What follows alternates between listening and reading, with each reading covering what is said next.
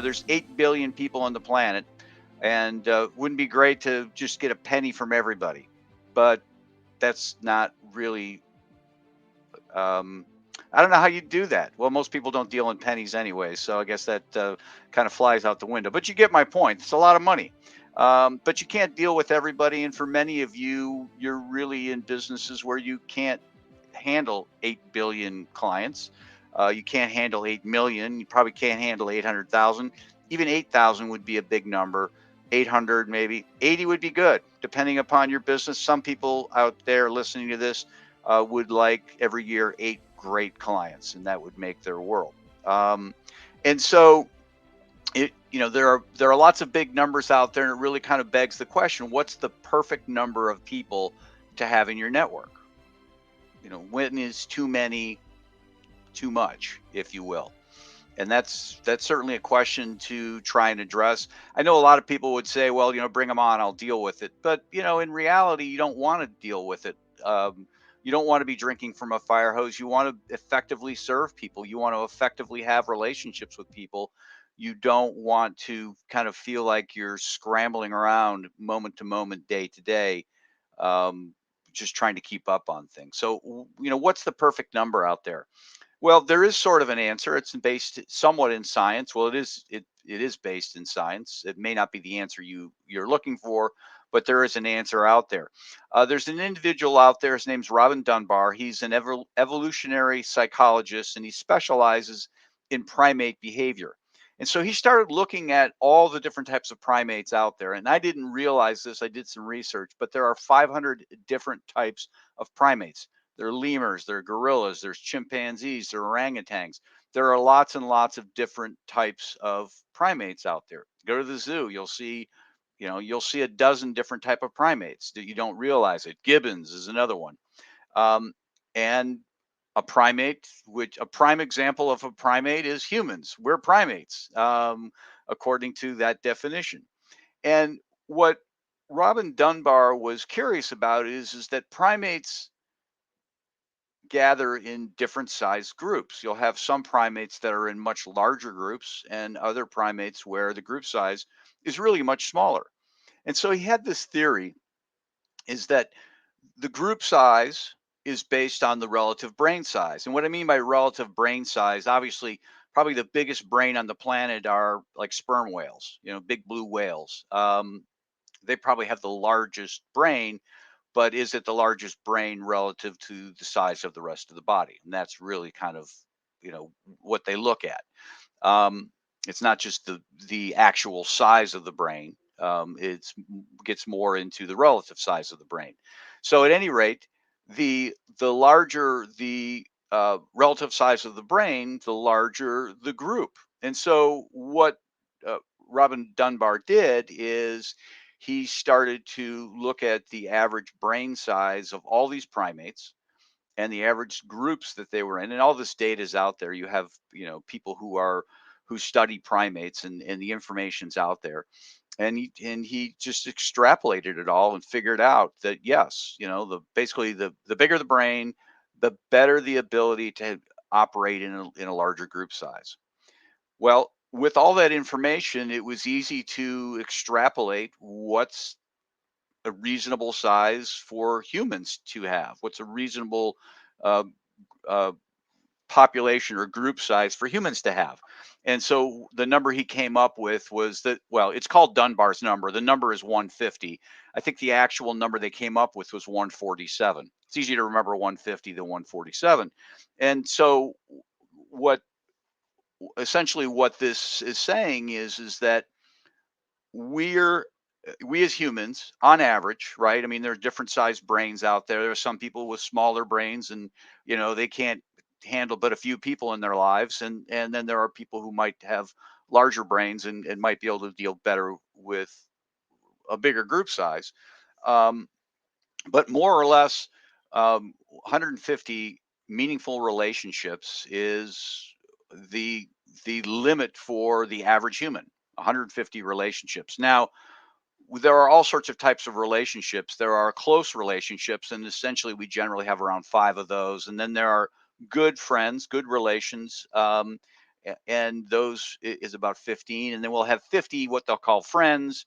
Um, and then on the higher end, we might have 500 acquaintances or 1,500 people we recognize. But kind of in that sweet spot in the middle there is 150, and that we're capable of having 150 meaningful relationships at a time. Doesn't mean that when we get to 151 we just fall apart. It just gets a little more complicated, is all that it means. And just to kind of understand this, if you will, I like to use my son and my daughter. They played high school soccer, and as I was first reading this study, I was thinking about it. It's like, okay, this coach has got 20 kids out there, and if you have 20 kids out there, that's 20 kids to keep track of. You know, but it's really more complicated than that, because you're not just keeping track of 20 kids, you're keeping track of the interactions amongst those 20 kids. So if you stop and do the math, if there's 20 people, there's really 190 different relationships that are going on. You have person A has a relationship with person B, C, D, all the way up through whatever the letters are. They should have stuck with numbers. And then the same thing with respect to person B, has relationships with all those people. And you add all those numbers up, and it becomes 190. And there's a formula. I won't get into it, but there is certainly a formula. Yeah, we know lots of people, but as those numbers start to grow, and if you stop to run the math for 150 people, that's really 13,000 and some change. It's upwards of 13,000 different people, different relationships that we're trying to keep track of. We're trying to just in our minds, just okay, what's going on? I know these two people get along, or these two people don't get along. In our minds, much of this is not conscious thinking; it's subconscious thinking. And so if you're a soccer coach, you're kind of going through in your head, obviously where people play and all that comes into it, but just going through your head how these people get along, how it all interacts, and we're trying to keep track of that. And our brain limit is 150 people. In fact, the Gore-Tex company was became familiar with the work of Robin Dunbar, um, and they just when they build a plant, when it got to 150 people, they would just build another plant. So there's some application to this. Now, some people will say that, well, wait a minute here, Frank. We live in a different world here. We live in a Twitter world. We live in a Facebook. We live in an Instagram world. We have all these connections. Surely technology is allowing us to keep better track of people, and we're not limited to 150 people of meaningful relationships.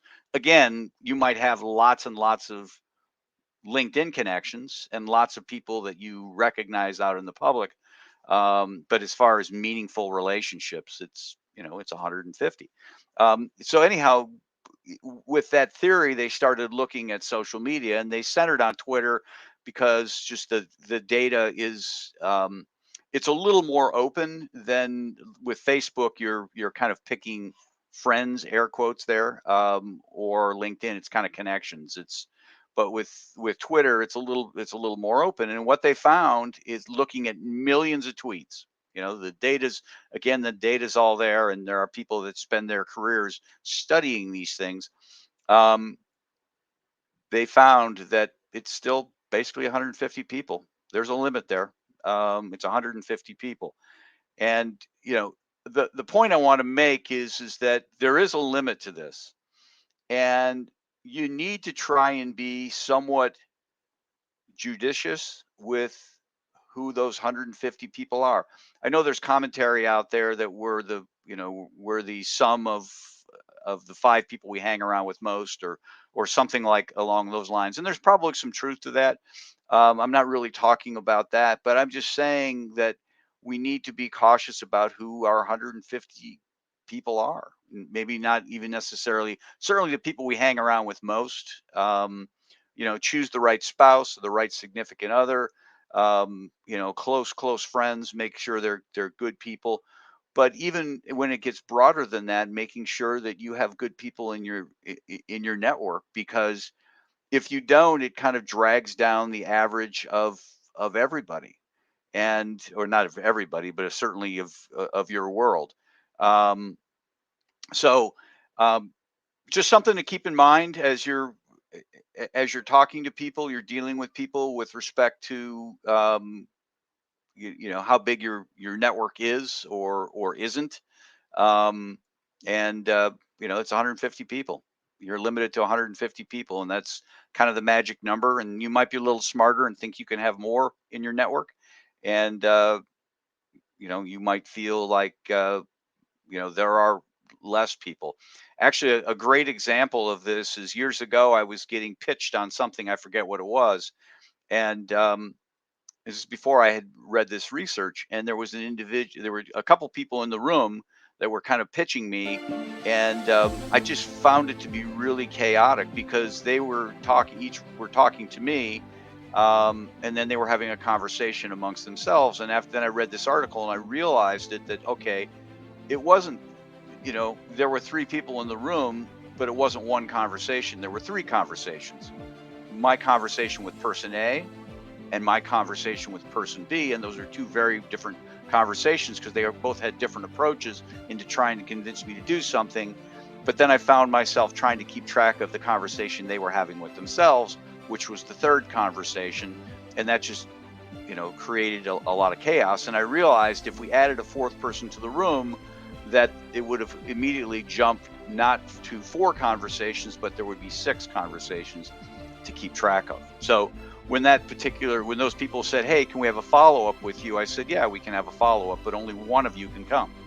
And I didn't go into all the math with them, but I just said, you know, I just think it's going to be a better conversation.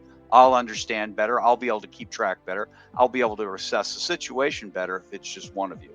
And I just left it at that.